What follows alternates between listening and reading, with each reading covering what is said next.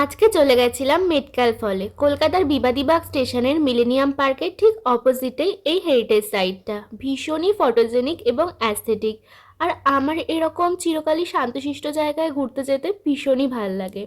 যারা ফটো তুলতে ভালোবাসো তাদের জন্য তো এটা একটা বেস্ট প্লেস। এখানে কলকাতার আর্ট, কালচার, ফেস্টিভ্যালকে ভীষণই সুন্দরভাবে ফুটিয়ে তোলা হয়েছে। আর এটা দেখার পর বাঙালিয়ানার প্রতি ভালোবাসা যেন আরও দ্বিগুণ হয়ে যায়। এখানে যদি তোমরা যেতে চাও হেরিটেজ মোমেন্টস অফ ইন্ডিয়া থেকে অনলাইনে, অথবা তোমরা ওখানে গিয়েও 20 রুপিস দিয়ে টিকিট কেটে নিতে পারো। ওখানে বেশ কিছুক্ষণ সময় কাটিয়ে চলে গেছিলাম ভিক্টোরিয়াতে।